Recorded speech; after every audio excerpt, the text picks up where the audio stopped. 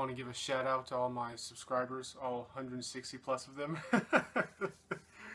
You know, I know I have a really small channel, it's really insignificant, but I do appreciate the views, I appreciate the likes, I appreciate the comments, because each one means more to me than if a big channel gets thousands of comments on a video, you know. But if I get a couple, that means a lot more, because that's all I get is like 3 comments if I'm lucky, you know. So shout out to all those people. I know I'm never going to make any money off this channel. The huge channels are being demonetized, moving to other platforms. I might move, but for the time being, I'm not losing any revenue since I have no revenue to begin with. So at the moment, there's no reason for me to move. So what are we going to talk about today? Well, I looked through the top stories, and once again, it's just utter cancer. Just complete and utter cancer, what people are talking about. Talking about Hurricane Harvey. They are politicalizing it. They are just saying Trump is to blame for every single problem that happens during this disaster relief, whatever. It's just like, you know what, I don't want to talk about that. Let me remind myself what the top stories are, because I ignored them. Yeah, Hurricane Harvey, don't want to talk about that. U.S. retaliates against Russia with kicking out diplomats, don't care about that, just don't give a shit. David Clark resigns, sheriff, don't care. Mattis goes to the offensive, don't care. Coalition strikes ISIS, don't care. I've already talked about a lot of these problems. I already talked about Russia. I've already talked about, one of them was the Rohingya Muslims in the Bangladesh border. I already talked about them in Burma. You know, I'm just going to repeat myself and make the same video twice. There's no point in talking about these things. I'm not going to politicize a natural disaster. That's just fucking retarded. You know, I'm just not going to talk about Hurricane Harvey at all, because anything I say is going to be from an emergency management position and not from a political position. There's literally no point. So I'm going to talk about asset forfeiture. And I talked about this a little bit in my previous videos, just mentioning it as part of a larger discussion, but I've never talked about it specifically just on its own. So it's never in the news. Why? Because the government, various levels, federal, state, local, and its cronies, the media, the mouthpieces of the government, do not want to openly talk about the fact that they steal money from citizens legally, even though they've committed no crime. That's just bad rap. It's just bad PR. So they don't like to talk about it. So that's why it's not in the top stories ever on Google, because people don't want to talk about it. So what is asset forfeiture? Odds are you don't know what it is, because again, people never talk about it. Odds are it's not going to happen to you. It only happens to a small percent of Americans every year. You know, so odds are it's never going to interfere with your life. So logically, you don't think about it, which again is logical. I don't get mad at people when they don't know about political issues that are important to me, because everyone deems what is important to them by their own standard. Mine's not an empirical standard. It's just what I personally feel is important. You know, so if you don't know about something, I'm not going to harp on you. And just like if I don't know about, I don't know, looking at my globe, the corruption in Tanzania, for example, you know, and I don't know about it because it doesn't affect my day of life, I expect some person to get mad at me for it, you know, because it's like it doesn't affect me.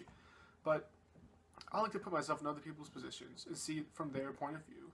And if I got my money legally stolen by the police, and I could have no chance of getting it back, even though I've not been charged with a crime, you know, wasn't arrested, put in jail, just nothing. They just stole my money and walked away. You know, then I would get pretty fucking pissed off. So not only am I going to talk about, like, emotionally what I would feel if I had this happen, but from a legal perspective, this violates our right to property, which is guaranteed by the Constitution, as well as the Fourth Amendment's search and seizures without a warrant. Like, they don't have a warrant when they steal these things. So if you're saying, oh, you're just relying on emotion, you know, you're just not talking about stats or facts, not talking about those two specific parts of the law that are being violated by this concept, and people don't care, because guess what, the government violates that all the time. So what is asset forfeiture? It is a form of confiscation of assets by the state. Typically applies to the alleged proceeds or instruments of crime. This applies, but is not limited to, terrorist activities, drug-related crimes, and other criminal, evil, civil offenses. Some jurisdictions specifically use the term confiscation instead of forfeiture. The alleged purpose of asset forfeiture is to disrupt criminal activity by confiscating assets that potentially could have a benefit to the individual or organization. So, in real speak, in like what we actually talk about, no one talks like that, by the way. What does that actually mean? Okay, the police arrest you. They pull you over for speeding. They see that you have $10,000 in the glove compartment. It's pretty suspicious. Why do you have $10,000 in the glove compartment? Well, I'm not going to tell you. Well, why aren't you going to tell me? Because I don't have to. Legally, I don't have to tell you why I have that money. You know? Basically, they're basing the premise of this is that they're basing off the assumption that only criminals have large amount of cash, like tens of thousands of dollars or thousands of dollars on them. You know, a person doing everything legally has no reason to have that much money on cash, have that much cash in hand, sorry. And therefore, it is okay for them to steal the money on the assumption that it is being used for terrorist or criminal activity in order to disrupt that activity. You know, they'll figure it out later. You know, shoot first, ask questions later. Just take your money right now. We don't really know if you're part of a criminal organization. We think you are based on whatever you feel like saying at the moment because we're the police. And you're going to have to jump through all these hoops and all these legal loopholes and all, filling all these forms and going to all these meetings, going to all these hearings, whatever, to get your money back, even though you have been charged with no crime. Like, this is completely different than you're in the fucking mafia and you're fucking beating people's heads in with baseball bats and fucking laundering money. And the police break into your place, you know, shoot up the place, arrest you, and then steal the money that you're using. Completely different situation. Do not try to strawman me. Do not try to say this is what I'm talking about, because it's not what I'm talking about. I'm talking about asset forfeiture is specifically used when the person has not been charged with a crime at all. Not even brought in for a crime. Not even arrested and brought in for questioning. You know, still you're not being charged with a crime when that happens. No, nothing. Just nothing. It's just like the police officer just feels that you are doing something illegal with that money, so he's going to take it. Now, what's the problem with this?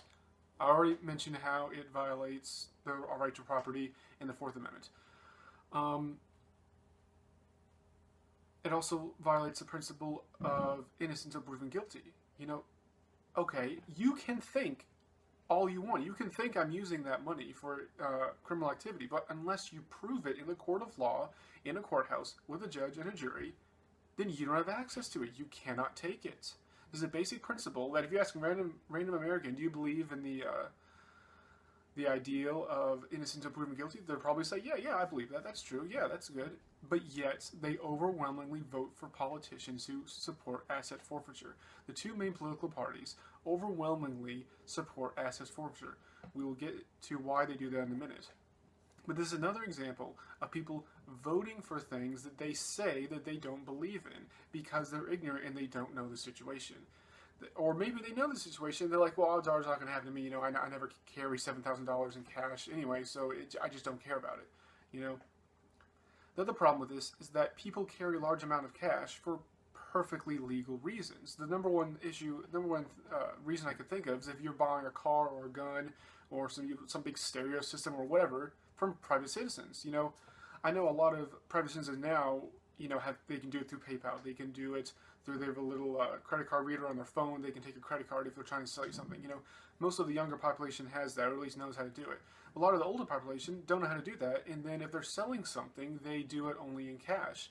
Like the stereotypical old guy who has a car in his garage he no longer uses, and he's going to sell it. You know, odds are, you know, he's not going to know how to do PayPal or have a credit card reader on his phone.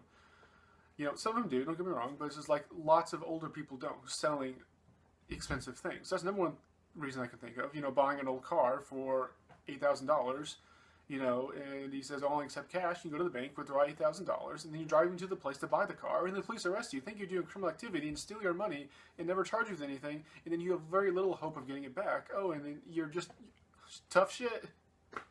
Just add your name to the list of Americans who have been robbed by the very police departments in this country, you know? And then you can tell your sob story. People will feel bad for you. You'll go to court. You go to fill all these forms, do all this stuff. And then I don't even know the stat. Let's look up the stat. How many people get their money back through protesting asset forfeiture? Let me an ADP. Some like really small number that, you know, it's just is really fucking hard. I couldn't find the exact stat of how many people do not get their money back from this civil asset forfeiture, but I'll leave a link to a Heritage Foundation research report, you know, that says that the success rate is winning back property is low, you know, so it's not many people can do it, you know, so if they steal your money, completely legal, you haven't done anything wrong, odds are you're not going to get that money back. Another instance I can find that, you know, a lot of construction companies, for example, or I don't know, any manual labor, for example, pay a lot of their workers in cash. Now, it may be because they're illegal immigrants, a whole other subject I'm not going to talk about, but it may just be the fact that it's just easier just to hand out cash to your workers at the end of the day. You know, so supervisor has a team of how many people, he withdraws thousands of dollars to pay them at the end of the day or end of the week.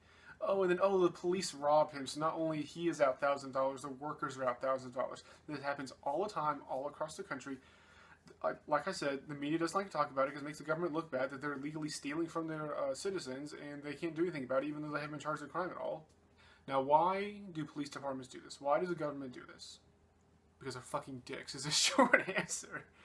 You know, but, oh, I gotta be more civil than that when I'm describing why they're doing something. They're big government assholes. We know better than you. I know what you're doing, even though you don't. We want more money than you. Use of forfeiture assets from Wikipedia, which again, oh, you were using Wikipedia source. That's so like not professional. That's not right. Wikipedia is only not factual when it comes to politicalized issues like we're talking about abortion or terrorism, whatever. But just describing what is used in these forfeiture assets. Like I'll leave a link. The link to this stat is in a book, so you can't look it up. But let's see, the assets are dispersed among the law enforcement community for paying attorneys, police vehicles, cleanup after crimes, equipment, whatever. So what is it? It's padding their budget. It's letting them buy things that they would normally get. It's allowing them to buy more things. And that's why they do it. That's the same reason why they write speeding tickets all the time. Just get more money. It's revenue. It's revenue from the civilians. It's just another way of how they can get revenue from the civilians. Well, let's just legally steal from them and then make up this stupid fucking legal term, asset forfeiture, and then we can use that money to buy a new cruiser or buy more guns or buy new vests or whatever, you know? That's why they do it. Another instance of the government breaking our rights and stealing our property to pad their own pockets. In conclusion, this is why I support the Libertarian Party, which is the only party out of the Libertarian Party, the Republican Party, and Democratic Party that doesn't support this. Why? Again, because it's breaking your rights. All libertarianism is centered on protecting people's human rights. And people have the right to property, and they have the right to have unlawful, unlawful search and seizure, the Fourth Amendment. They are protected from that. You have to have a warrant. You have to be charged with a crime before you take stuff from people. That's just human rights that every single person, regardless of race, religion, gender, are owed. And therefore, when the government is doing this policy that violates those rights, then, you know, thinking logically, okay, I support these rights, the government is doing this, that is breaking these rights, therefore I do not support it. You know, it is purely no emotional whatsoever. There's no emotional rhetoric, MDBS, buzzwords. It's just, that's how I base my opinion on everything. What are people's human rights? What is the government doing to break those human rights? Therefore, I don't support these actions. What are people's human rights? What is the government doing to protect these human rights? Therefore, I support those policies. I mean, this is this logical step-by-step framework on how to interpret news stories when you see things happening in the world. When you read stories of forfeiture abuse, which I will leave in the description again so you can read about. There were 4 stories. Just the first link I can find on Google. You just Google asset forfeiture stories and just find as many as you want because it happens sadly all the time in this stupid fucking country. But I just picked up 4. That you can read and just see what fucking BS people go through. And then again, there were, what is it, more than 330 million Americans, more than that. You know, more than 330 million people in this country. Odds are this isn't going to happen to you. If you don't carry large sums of cash, then the chance of this happening to you is 0. You know? So you might just say, oh, this might have happened, this probably doesn't happen to me, so I just don't care about it. You know, what if it did happen to you? Same thing with murder. Tens of thousands of people are murdered in this country every single year. Actually, no. Most of those are suicides. I think it's like 11,000 murders or something like that. You know what I mean? So thousands of people are murdered in this country every single year. Odds are that's not going to happen to you. Most people die of old age. They live into their 70s and 80s and 90s in this country. So that means you shouldn't be concerned with murder. I mean, imagine if you're applying the logic to any other crime or any other misfortune on people. Just because odds are it's not going to happen to you doesn't mean you shouldn't care about it.